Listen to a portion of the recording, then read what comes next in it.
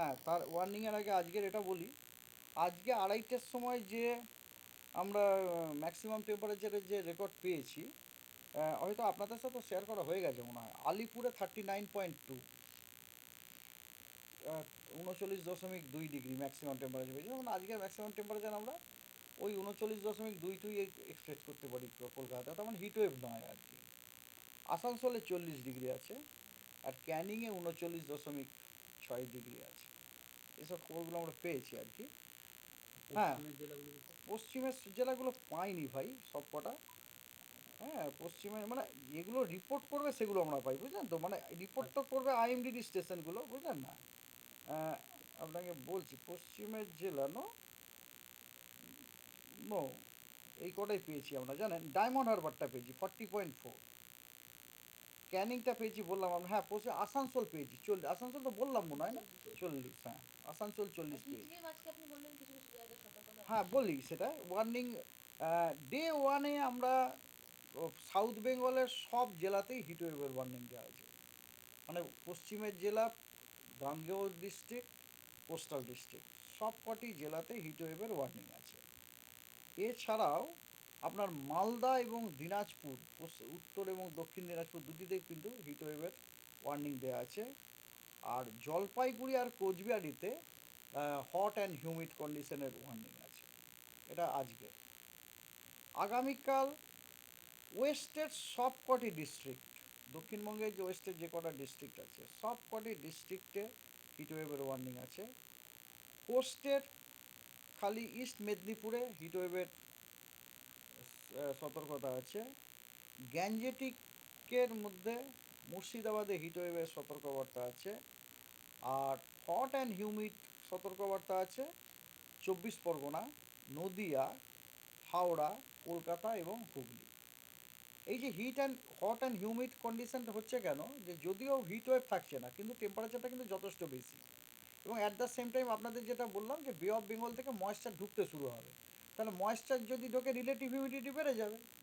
এবার high relative humidity with such a high temperature even though not heat wave, that definitely it will cause hot and humid uncomfortable condition, বুঝতে পেরেছেন তো। আচ্ছা, এটা গেল আপনার 4 মের। 5 মেতে আপনার সমস্ত ওয়েস্টের যে ডিস্ট্রিক্টগুলি আছে, মানে বীরভূম, বর্ধমান, হ্যাঁ, ওয়েস্ট মেদিনীপুর, ঝাড়গ্রাম ইত্যাদি, যে পুরুলিয়া, বাঁকুড়া, ওয়েস্টের সবকটা ডিস্ট্রিক্টেই আপনার হিট ওয়েভের সতর্কবার্তা দেওয়া হয়েছে। এছাড়াও ইস্ট মেদিনীপুর এবং মুর্শিদাবাদ, মুর্শিদাবাদ হচ্ছে গাঙ্গেয় ডিস্ট্রিক্ট, ইস্ট মেদিনীপুর হচ্ছে কোস্টাল ডিস্ট্রিক্ট, এগুলোতেও কিন্তু হিট ওয়েভের সতর্কবার্তা দেওয়া হয়েছে। অ্যান্ড হট অ্যান্ড হিউমিডের সতর্কবার্তা দেওয়া হয়েছে 24 পরগনা, হাওড়া, কলকাতা এবং হুগলি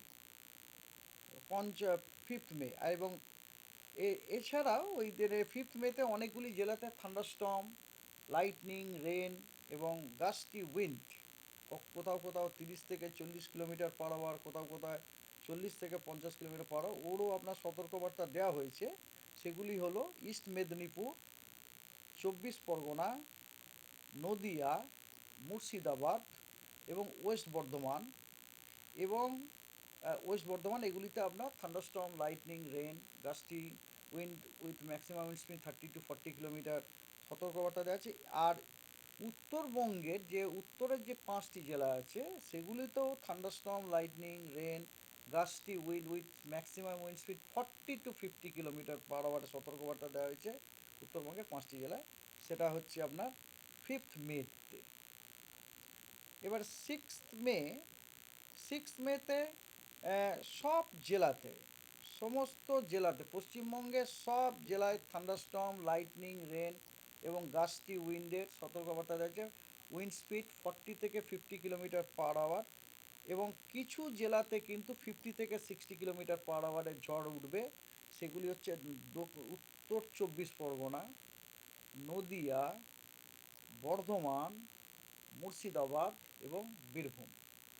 এগুলোর কারণ হচ্ছে কি, এগুলো হচ্ছে ইন্টেন্স হিটিং, যেখানে যত বেশি হবে সেখানে যখন ঝড়টি হবে তত বেশি তীব্র হবে। এটা হচ্ছে মোটামুটি একটা থাম রুল। মানে আমরা যখন রিপোর্টার হিসেবে না, সাধারণ মানুষ হিসেবেও যখন আমরা রাস্তায় ঘুরবো তখন আমাদের ধরেই নিতে হবে, যখনই আমরা প্রচণ্ড বেশি হিট পাবো ধরেই নেবো এরপরে যখন যে থান্ডারস্টর্মটা হবে ওর ঝড়টাও কিন্তু ততটা শক্তিশালী হবে। ঠিক আছে?